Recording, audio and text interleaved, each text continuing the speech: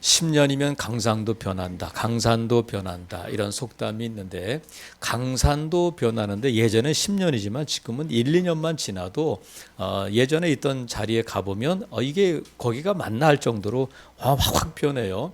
근데 10년이 지나도 안 변하는 게 있는데 그게 뭐냐, 사람은 잘 안 변해요. 사람은 잘 안 변하는데 그렇게 안 변하던 사람이 변했다, 달라졌다 해서 TV 프로그램을 만들잖아요. 우리 아이가 달라졌어요. 우리 부부가 달라졌어요. 우리 남편이 달라졌어요. 이렇게 달라진 것에 대해서 이제 많이 프로그램을 만드는데 저는 올해 우리 아이가, 우리 남편이 우리가 달라진 것보다도 제가 달라진 걸 발견했는데 그것이 뭐냐면 성탄절이 달라졌다는 거예요.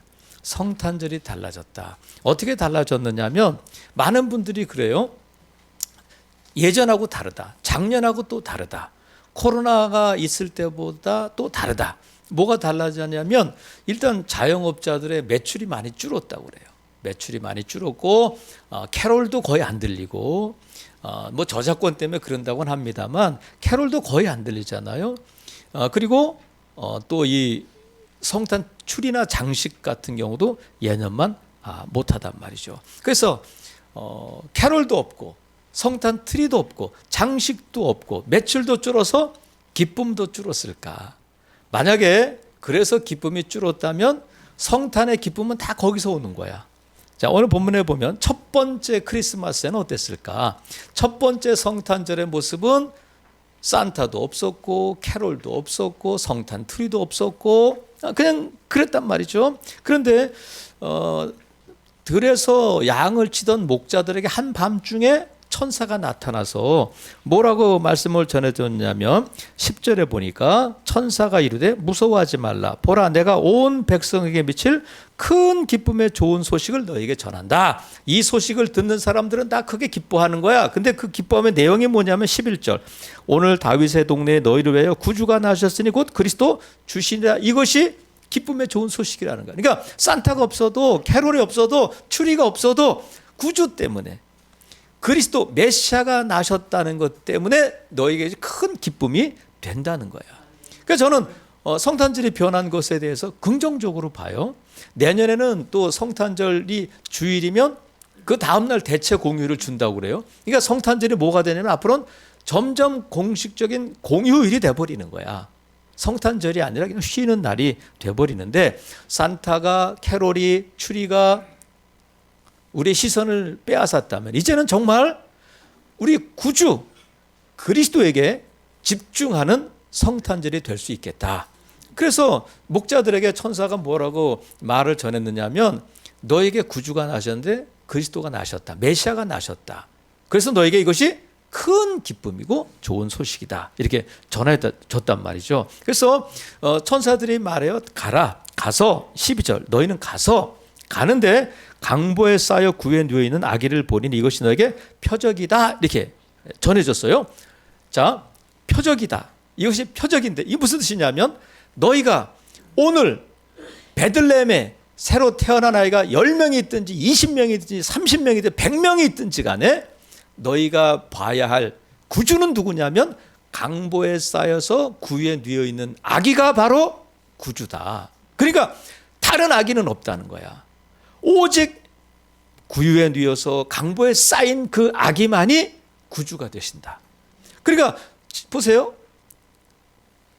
큰 기쁨의 좋은 소식을 가지고 오는 구주가 그들이 그렇게 기대했던 메시아가 구유에서 강보에 쌓여서 누워 있다는 거야.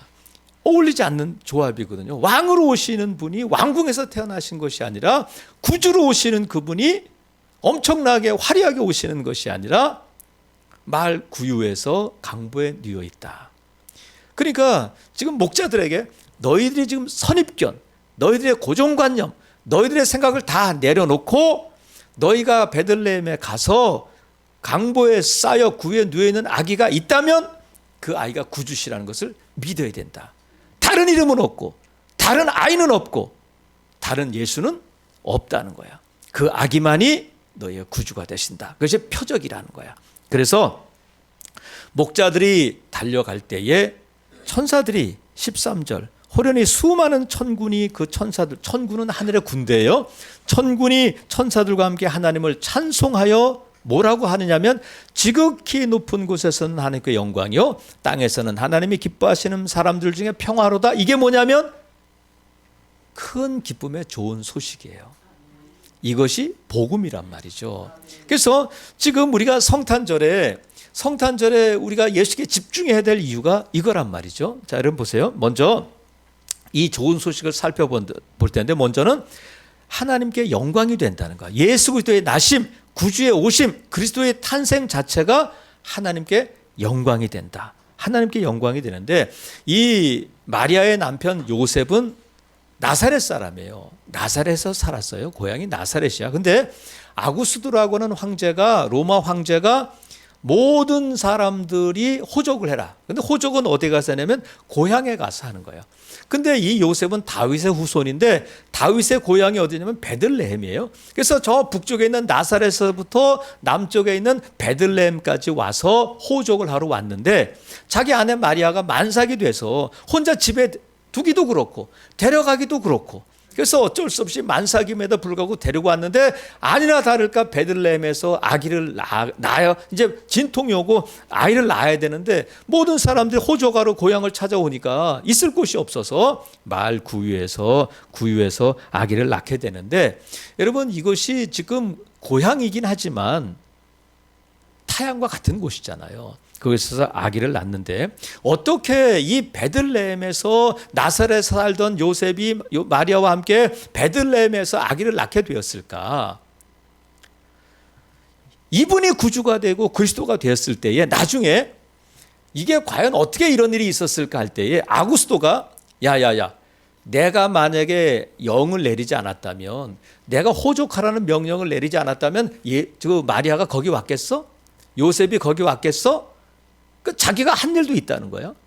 또 이 구유를 내준 사람은 내가 그때 요셉이 방 주세요 할 때 방이 없어요 하고 다 내쫓았지만 있을 곳이 없었지만 나는 그래도 구유라도 있는데 거기서라도 애를 낳을 수 있겠어 해서 내가 배려해 줬으니까 아기 예수가 태어날 수 있었잖아 하면서 이 구유를 내준 사람도 생색을 낼 수 있어요. 아니면 목자들이 내가 최초로 목격했어. 내가 제일 먼저 경배했어. 내가 최초의 전도자야 하면서 자기가 예수 그리스도를 전한 것에 대해 생색을 내고 했다면 거기에 다 숟가락 얹으려 온 사람이 많겠지만 우리가 지지난주에 살펴본 것처럼 이 일이 어떻게 가능했느냐 하면 만군의 여호와의 열심이 이 일을 이루신 줄로 믿습니다. 만군의 여호와의 열심이 아구스도 아니고 목자도 아니고 구유 주인도 아니고 어느 누구도 아니고 하나님께서 이 일을 계획하시고 이루어 주셨는데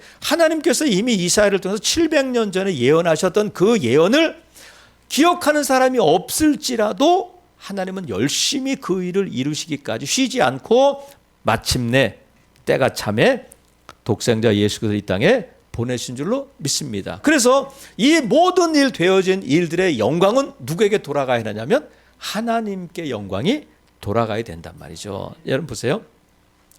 찬송을 부른 천사들이 어디로 갔을까? 휙 사라져 버렸대요. 휙 하고 나타났다가 보니까 없어졌어요. 근데 15절 보세요. 하늘이 뭐라고 말씀하세요? 천사들이 떠나 어디로 갔다고요? 하늘로 갔다는 거야. 휙 없어진 것이 아니라 어디로 갔다고요? 그러면 하늘이 있어요, 없어요? 하늘이 있다는 것은 뭐냐면 하나님이 거기에 계시고 하나님이 계시다는 것은 뭐냐면 영의 세계가 있다는 거야. 영의 세계가 있다. 여러분 하늘을 바라볼 때마다 야 가을 하늘이 맑구나, 야 달이 떴구나 그렇게 보지 마시고 하늘을 본다는 것은 뭐냐면 하나님이 계시고 영의 세계가 있다 하는 것을 믿고 바라봐야 된단 말이죠. 천사들이 어디로 갔냐면 하늘로 갔다. 예수님 부활을 승천하실 때 어디로 가셨어요? 승천, 하늘로 가셨어요. 그 하늘이 어딘가? 천문학자들이 이 우주의 크기가 하늘의 크기가 얼마일까를 지금까지 연구했지만 아마 인류가 아무리 과학이 발달돼도 이 우주의 크기를 알 수 없을 거다. 다만 추측할 뿐이에요. 그러면 과연 하나님이 하늘에 계실까? 인류가 우주를 향해서 갔는데 우주에 있는 달에 우주선이 가고 사람이 달에 착륙했어요. 그것이 아폴로 11호잖아요. 1968년인가. 그런데 아폴로 11호가 가서 이 우주에 올라갔을 때에 이 세 명의 우주인 가운데 닐 암스트롱이라고 하는 사람이 그 우주선을 타고 달에 갔어요. 사람들이 물어봤어요. 닐, 하나님이 계시든가? 이렇게 물어봤어요. 닐, 우주에 가니까 하나님이 계시든가? 닐 암스트롱이 뭐라고 그랬겠어요? 야, 이 사람아! 그랬겠어요? 아니에요. 닐 암스트롱이 뭐라 하냐면 제가 우주에 가니까 하나님의 충만하심을 받습니다. 그렇게 고백했어요. 기독교인이지 하나님의 충만하심을 우주에서 받다는 거야. 그러면 하나님의 충만하심이 어디 있어요? 닐 암스트롱은 우주에 가서 보니까 저 지구가 저게 이 우주가 그냥 된 게 아니구나.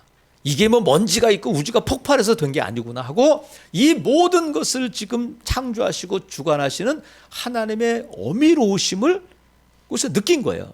뭘로 봤느냐면 우주에 계시는 하나님이 아니라 이 모든 것을 지금 창조하시고 다스리시는 하나님을 영의 눈으로 본 거란 말이죠. 그러니까 우리가 우주에 올라가면 하나님을 보는 게 아니야. 하늘은 하나님이 계신 곳이고 영의 세계인데 여러분 하나님의 살아계심을 믿고 하나님의 역사하심을 믿는다면 하늘을 바라볼 때마다 우리가 이 모든 우리의 삶을 통해서 무엇을 해야 되냐면 먹든지 마시든지 다 뭘 하라고요? 하나님의 영광을 위해서 살라는 거야. 오늘 이 성탄절에 우리의 다짐은 그거예요. 하나님의 영광을 위해 살겠습니다. 하나님의 영광을 위해 살겠습니다. 이것이 우리의 삶의 목적이고 이 성탄절에 우리가 다시 한번 예수 그리스도의 나심을 축하하면서 결단하는 우리의 다짐이란 말이죠. 한번 따라해 보겠습니다. 하나님의 영광을 위해 살겠습니다. 하나님의 열심히 이 일을 이루시기 때문에 내가 열심을 다하고 내가 노력해야 돼요. 내가 힘을 써야 돼. 좋은 대학 가려면 공부해야 돼요. 사업이 잘 되려면 열심히 해야 돼. 하지만 모든 영광은 누구에게? 하나님께. 그래서 하나님이 잘하셨습니다 하는 것이 성탄의 의미인 줄로 믿습니다. 하나님께 영광이라는 거예요. 그리고 땅에서는 또 평화다. 평화는 히브리어로는 샬롬, 헬라어로는 신약 성경의 용어로는 에이레네 이렇게 부르는데 에이레네의 뜻은 뭐냐면 하나됨, 다시 하나 된다 이런 뜻이 에이레네예요. 평화야. 하나 된다. 그러면 뭐가 하나 되냐면 지극히 높은 곳에서는 하나님께 영광이고 땅에서는 기뻐하시는 사람들 중에 평화인데 하늘과 땅이 이어지고 하늘과 땅이 함께 기뻐하고 하늘과 땅이 평화를 누리는 것. 이게 평화라는 거야. 하늘과 땅이 다시 하나가 되고 하나님과 인간이 다시 하나를 이루어 간다. 이것을 평화라고 부르는 거예요. 전에는 그런 일이 없었어요. 하나님과는 원수되었던 자들이 하나님과 다시 화목하게 되는 일이 누구를 통해서 일어나느냐면 구주이신 예수 그리스도를 통해서 그 일이 일어나니까 이것이 평화고 그것이 뭐냐면 복음이 된다. 이것이 뭐냐면 큰 기쁨의 좋은 소식인 줄로 믿습니다. 그리스도의 오심을 예수 그리스도가 이 땅에 오심을 통해서 하나님과 인간이 화목하게 되고 평화를 누리고 하늘과 땅의 평화를 누리는 것이 복음이고 그것을 통해서 우리에게 뭐가 오냐면 큰 기쁨이 저와 여러분에게 온단 말이죠. 그런데 이 큰 기쁨의 소식이 보세요. 14절에 보니까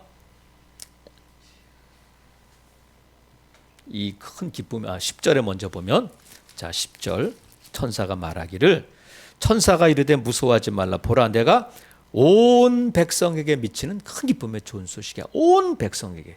온 백성인데 14절에 보면 하나님이 기뻐하시는 사람들 중에 평화라는 거야. 온 백성에서 하나님이 기뻐하신 자, 택하신 자들, 하나님께서 예수를 믿게 하신 자들 중에 평화가 되는데 자 11절 오늘 다윗의 동네 누구를 위하여? 너희를 위하여. 온 백성에게 미칠 큰 기쁨의 좋은 소식이 하나님이 기뻐하시는 자들을 거쳐서 누구까지 오냐면 나에게까지 그 기쁨의 소식이 미치고 나에게까지 그 구원이 임하게 되고 결국은 예수 그리스도가 나를 위해 이 땅에 오셨다. 예수 그리스도가 나를 위해 십자가에 달려 돌아가시고 예수 그리스도가 나의 구주가 되셨음을, 그래서 내가 하나님과 평화를 누리게 되었음을 확인하게 되고 고백하게 되고 감사하게 되는 날이 언제냐면 성탄절이라는 거야. 아, 예수님이 온 인류를 구원하기 위해서 오셨지. 그런데 내가 없으면, 내가 구원받지 못하면 하나님의 은혜에 우리가 어떻게 감사하고 감격할 수 있겠어요? 온 백성에게 미칠 큰 기쁨의 좋은 소식이 하나님이 기뻐하시는 자들 중에 나에게까지 그 은혜가 임한 줄로 믿습니다. 여러분, 나를 위해 이 땅에 오신 예수님, 나를 구하기 위해서 이 땅에 오신 예수님이 십자가를 지고 저와 여러분을 구원해 주신 줄로 믿습니다. 성탄절이 되면 언론에서 뭐를 방영하게 되냐면 가끔 어느 절에서 아기 예수 탄생을 축하합니다는 현수막을 걸고, 좀 더 세게 나오는 절은, 그 좀 깨어있는 주지들은 신도들을 데리고 옆에 있는 교회에 가서 성탄 예배를 드려요. 그리고 특송까지 해. 근데 특송을 뭐 하겠어요? 자기네 절에서 부르는 불탄가를 할까, 불가를 할까, 아니면 찬송가를 할까? 찬송가를 하는 거예요. 고요한 밤 거룩한 밤을 한단 말이야. 그러면 언론에서는 야, 이게 종교가 하나가 되고 지금 절에서도 아기 예수를 탄생하는구나. 그러면 4월 초팔이 되면 가만히 있을 수 없잖아. 아니, 그 옆에 있는 절에서 와서 축하해 줬는데 가만히 있으면 인간도 아니잖아요. 그러니까 그 교회에서 또 또 부처의 탄생, 뭐라 그러나, 하여튼 석가탄신, 뭐 축하합니다, 이거 부처. 근데 여러분, 이게 얼마나 가증스러운 일이냐면, 아까 말씀드렸죠? 강보에 뉘어 구유에 뉘어 있는 아기만 구주예요. 아니, 부처가 베들레헴에서 태어났어요? 아니, 부처가 강보에 뉘어서 태어났어? 부처가 구유에서 태어났냐고요? 부처는 왕궁에서 태어났어요. 그러니까 성탄절에 절에서 와가지고 찬송을 하고 현수막을 붙이는 것은 가증스러운 일이에요. 부처를 예수님과 동격으로 만드는 거야. 그래서 저는 성탄절도 없어지고 4월 초팔도 없었으면 좋겠어. 이것들이 성탄절하고 4월 초팔을 같은 격으로 보는 거예요. 여러분, 아니잖아. 아니, 거기에 무슨 평화가 있어요? 없어. 하늘과 땅의 평화는 오직 예수 그리스도를 통해서만이 가능하거든요. 찬송은 있지만 평화는 없어요. 그들이 함께 와서 예배한다고 하지만, 축하하지만 영광은 없어. 하나님이 영광 받으시지 않아요. 그래서 여러분, TV를 보다가 절에서 와서 교회 축하하러 왔다, 거기 감동받지 않기를 바라요. 가증스러운 일이다. 하나님이 기뻐하시지 않아요. 오직 이런 표적이 있다.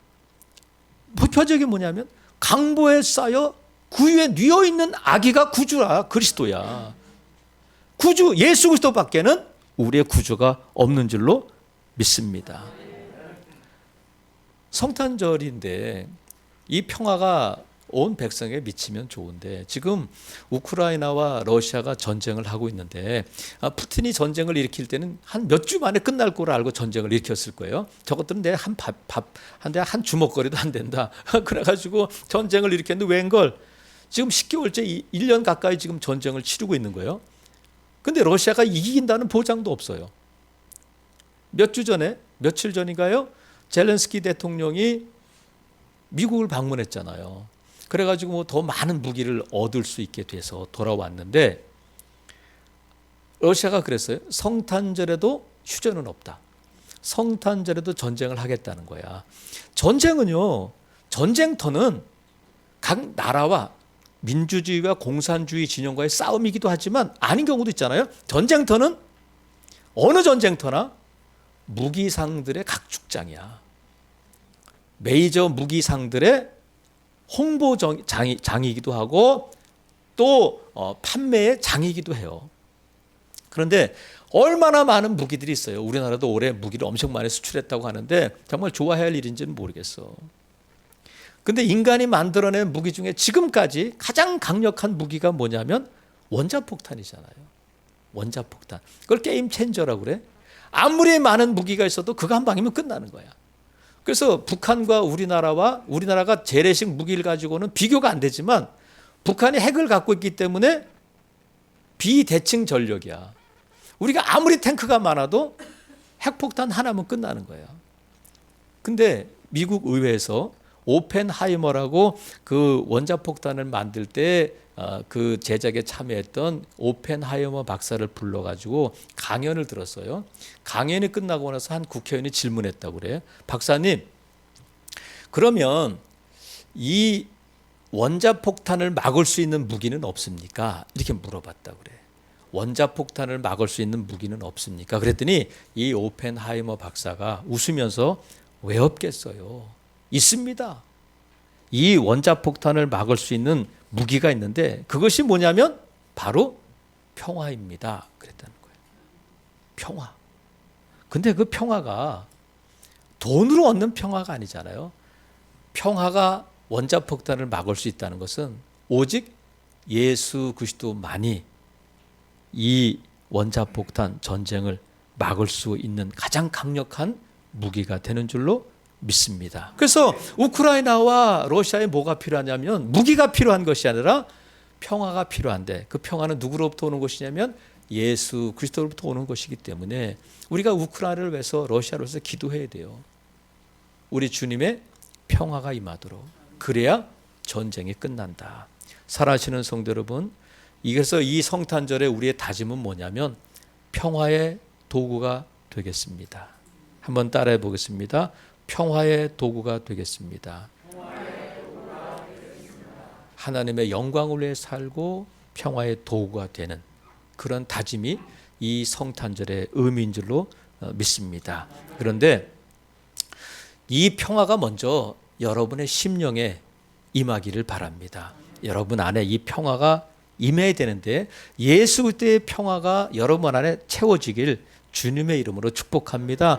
예수님께서 내가 너에게 평안을 주느니 세상에 주는 것과 같지 않다 말씀하셨어요. 예수님께서 제자들을 파송하실 때도 제일 먼저 가르쳐 주신 말씀이 뭐냐면 어느 집에 들어가든지 이 집이 평안할지어다.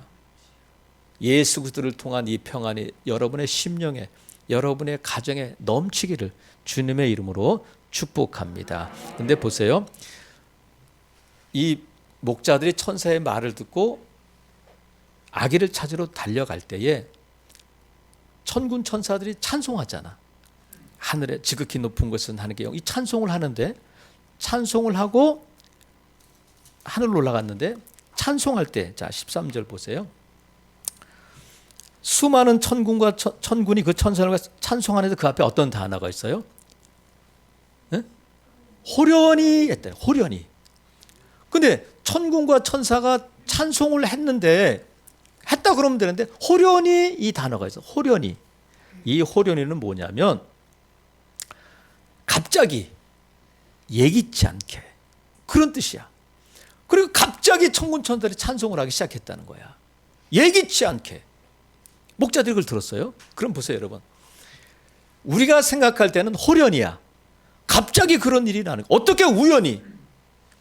예수 그리스도를 믿는 사람들에게는 우연이 있어요, 없어요? 없어요. 우연은 없어.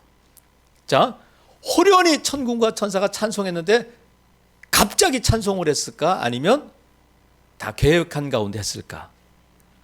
여러분 보세요. 예수 그리스도의 이 땅에 오신 것은 목자들이 올 날을 기대하며 시각을 비워 일시기, 월시기 몇 시, 몇 분, 몇 초에 일어나니까 하늘을 본 것이 아니라 양을 치고 있는데 갑자기 천사들이 호련히 나타난 거예요.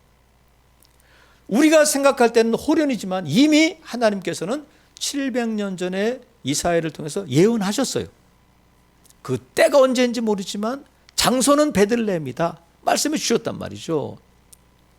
요즘은 SNS가 있어서 장사하는 분들도 오늘 세일합니다, 오늘 뭘 팝니다, 오늘 메뉴는 뭡니다, 오늘 어디서 모입니다, 다 인터넷을 통해 SNS를 통해서 해요. 근데 이 당시에 무슨 인터넷이 있고 무슨 뭐 홍보 수단이 있겠어요. 호련히 나타나신 거야. 근데 호련히 예기치 않게 갑자기 나타난 것이 아니라, 갑자기 찬송을 부르는 것이 아니라 때가 참에 여호와의 열심히 이 일을 이루시고 하나님의 계획하신 뜻 가운데 이 일이 일어난 줄로 믿습니다. 그래서 여러분, 우리가 이 예수 그리스도 오신 날을 우리가 기념하고 축하하지만 우리가 다시 오실 예수 그리스도를 기다리는 삶이에요. 그러면 예수 그리스도는 어떻게 오실까? 호련히 오셔요. 예기치 않게, 갑자기, 나도 모르는 사이에. 그래서 예수님께서 깨어 있어라 이 말씀을 하셔요. 그래서 우리는 예수님이 이 땅에 오신 것과 다시 오실 그 사이에 이미와 아직 그 긴장 사이에 살고 있다. 그러면 우리가 예수 그리스도 오심을 이미 그 평화를 누리는 자들로서, 예수 그리스도 다시 오심을 기다리는 자들로서 어떻게 살아야 하느냐면, 오늘 본문에 보니까 지금 목자들을 보내잖아요. 왜 보내냐면 너희가 증인이다. 나중에 사람들이 못 믿을 거야. 무슨 구주가 구유에서 나시고 무슨 구주가 그런 모습으로 나오겠어? 어떻게 하나님이 인간의 모습으로 막 그럴 텐데 너희들 분명히 본 것을 증거해라. 목격자다. 이렇게 말씀하신 거예요. 그래서 이 목자들을 통해서 예수 그리스도의 나심이 증언되고 전도가 되는데, 여러분 보세요. 이 저와 여러분에게 임한 이 큰 기쁨의 좋은 소식이 온 백성에게 미쳐야 한다. 그러기 위해서는 저와 여러분이 이 예수 그리스도의 나심에 대한 증인이 되어야 된단 말이죠. 그래야 이 기쁜 소식이 퍼져나가는 거야. 온 백성에게 미칠 제한이 없고 다함이 없고 부족함이 없는 누구나. 그래서 이 소식을 듣고 예수 그리스도를 믿게 되면 예수 구주 안에서 하나가 된다. 이게 평화예요. 이슬람이든 불교 신자든 그걸 다 버리고 예수 그리스도를 믿으면 우리는 그때 비로소 하나가 되는 거지, 교회 와서 찬송하고 축한다고 하나가 되는 게 아니란 말이죠.